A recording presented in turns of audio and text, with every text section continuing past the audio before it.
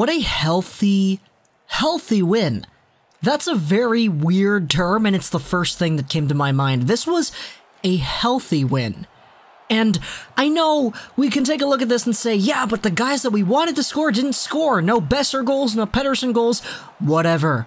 We beat the Sharks. That doesn't happen often. This is the first time since 2016, they said, that this was fulfilled, where the Vancouver Canucks defeated the Sharks in regulation.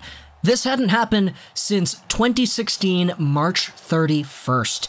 It's been 3 years, and we finally have a regulation win over the Sharks. It's been a while, guys. And this one was pretty healthy.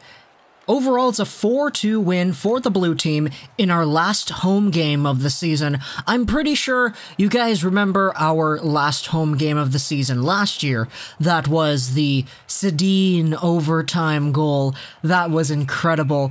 Obviously, this one doesn't really match that, but this one was a pretty fun game as well. 4-2 is ultimately the deciding factor here. We don't actually gain anything from this in terms of playoff points or team tank points or whatever.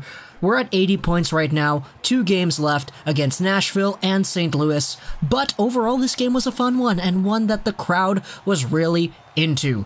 It starts off a minute 30 in, where Tanner Pearson gets himself on the board. This is assisted by Eriksson and Bo Horvat. The puck is in the San Jose zone, and there is a race for it. Horvat looks like he has a step, but he's a little bit out of reach, so he chases the puck into the corner, and right when he gets there, he does that R2 centering pass right into the slot, and Tanner Pearson is there. He buries his 15th on the year. That's Bo Horvat's 33rd assist this season. So, great for him. Seriously, Horvat's had a career year. He's at 60 points already. He's been doing amazingly this year, and he's just been a tank out there.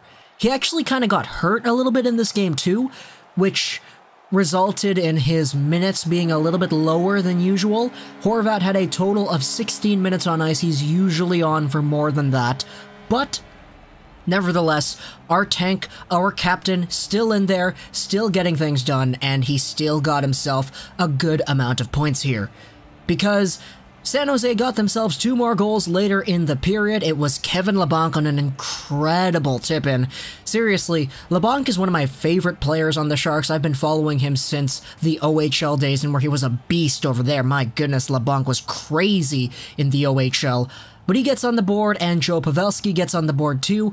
Joe Thornton gets himself his 32nd and 33rd assists. With these 2 assists, he is now tied for 8th with Steve Yzerman in all-time assists. 1,063 assists for Joe Thornton in his career. That's really, really good.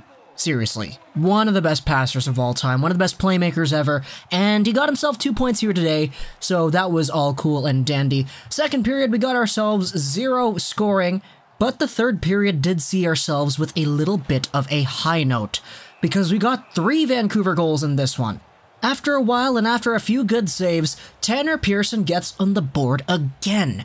And guess who's doing the assists this time?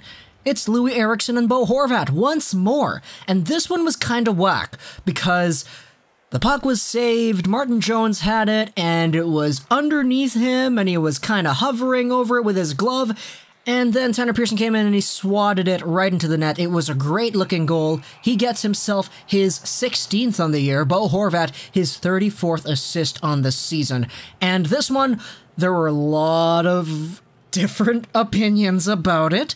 First off, it was called no goal by the referees, then they huddled, they said it was a good goal, but then San Jose, they challenged it, and the result of that was a good goal still. So it was 2-2 after this sequence, and overall, Vancouver fans were like, yes, man, Tanner Pearson as his 2nd of the game.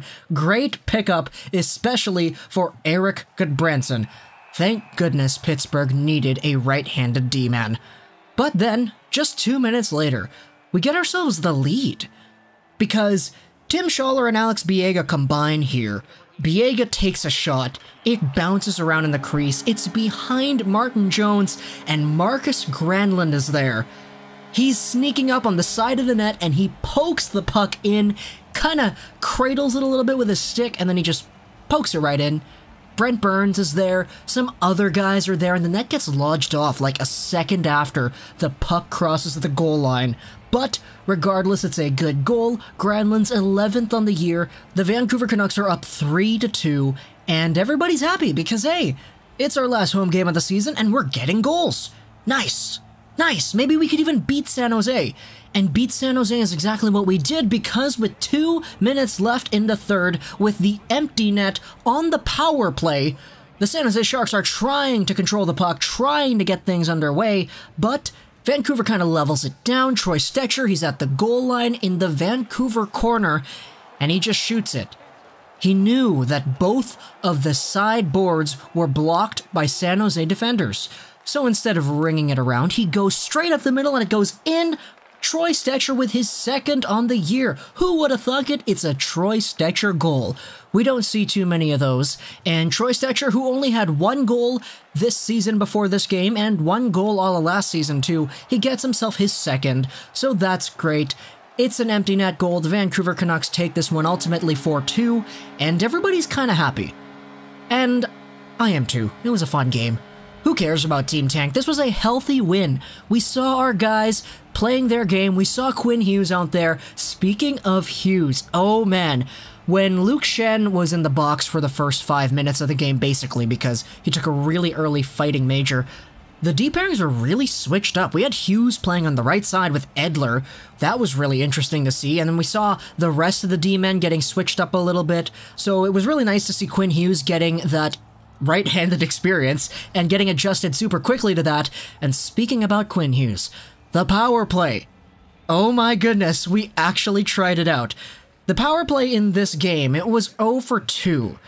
And that's not a bad thing, because in this game we started off the power play with the same Levo, Horvat, Besser, Pearson, Edler. They played for 1 minute 40 seconds before the second unit came out there with 20 seconds left. Quinn Hughes was on the second unit. But on our second power play chance, we actually had a little bit of a different setup. For a moment, on our second power play, we had Pearson, Horvat, Besser, Edler, and Hughes. Which is exactly what I was trying to say in my last video.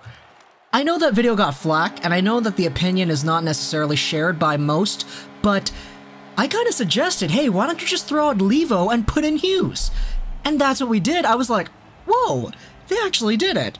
I'm not saying they're listening to my videos or anything. Gosh, that's not what I'm saying, but feels nice to see that. Hughes getting that first power play opportunity, and hey, maybe I'm just crazy, maybe there was a change that went on and only Levo was the guy who was able to change or something, but if my eyes did not deceive me, I could have sworn I saw Quinn Hughes on power play 1.